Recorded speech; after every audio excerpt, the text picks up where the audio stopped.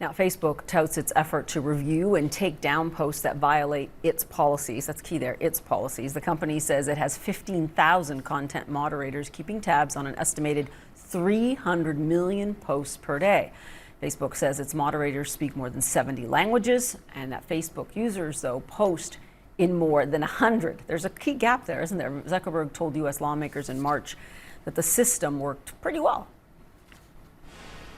We have thousands of people working on being able to identify this content and remove it, and I think our systems are generally pretty effective at this. So Facebook whistleblower, though, Frances Haugen, has a different view. At a hearing yesterday at the UK Parliament, she said the company thinks short term when it comes to safety. Listen.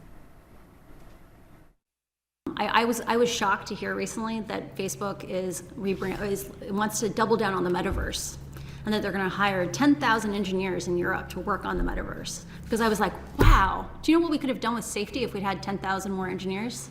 It would have been amazing. I think there is a view inside the company that safety is a cost center. It's not a growth center, which I think is very short term in thinking. We are joined now by Shiva Vaidyanathian. He is the director of the Center for Media and Citizenship at the University of Virginia. He is also the author of Anti-Social Media: How Facebook Disconnects Us and Undermines Democracy. You know, you have a fascinating default position on Facebook and how it operates. To quote you, they do it with all the care of an invading imperial force. Explain that to us. Yeah, look, Facebook is an American company established by Americans, run by Americans. That's not necessarily a bad thing, except there's a certain arrogance and swagger to the mission. Right? Mark Zuckerberg is a missionary thinker. He is a transformative thinker. He thinks that his manner of connecting people and what he says, forming community, is going to lift all of us, going to make us better to each other, understand each other better, be more transparent to each other, be more honest with each other, and that somehow we're not going to hate each other as much or dismiss each other as much. We might actually talk better. A very idealistic vision. And so he's built out this global system in record time with this idea that the more we connect with each other through Facebook, the Facebook way, the better we will live. The evidence is so strong to the contrary. We've seen, of course, that human beings, as we always knew, were flawed. We're willing to engage in the most hateful conduct toward each other and express that sort of feeling through Facebook, which amplifies any strong emotion, whether that's puppy pictures or baby pictures or hate speech or calls to genocide. The strong emotions get carried by Facebook. We've learned all that from the Facebook papers, but we knew it before. What we now know is that through the Facebook papers, everyone at Facebook understood that. And still, the idea of getting in the way of this missionary global mission was just out of the question. Yeah, and their platitudes on free speech ring hollow, right? Because their algorithm is the one that contributes to this. I want to ask you, here we definitely focus on the global reach of Facebook, right? And that outage that they had a few weeks ago really made the point. And in some developing countries, if you don't have Facebook, you don't have the internet, period. So it does function in many places like a utility. In face of that and everything that you just told us, how best to regulate it? You know, there may be no great way to regulate it. We've never had anything like Facebook. We don't have a 19th or 20th century antecedent to it. It's not like a phone company. It's not like a magazine or newspaper.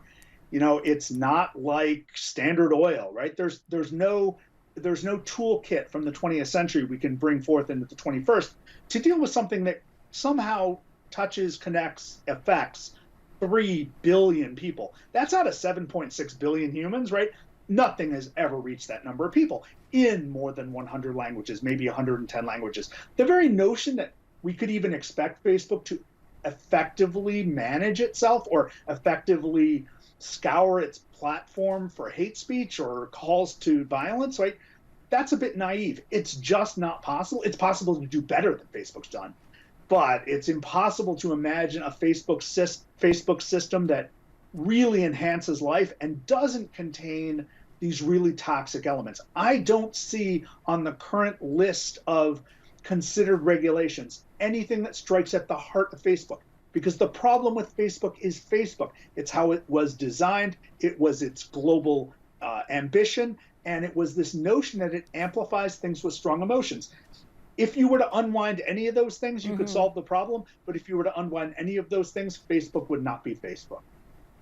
It's interesting what you say, and yet just to push back a little bit, what about the idea that you introduce more competitors in the market, though? Because you know, you and I both know monopolies are very corrosive by their very description. I'm not saying Facebook is a monopoly, but as you were saying, in some developing countries, it basically is.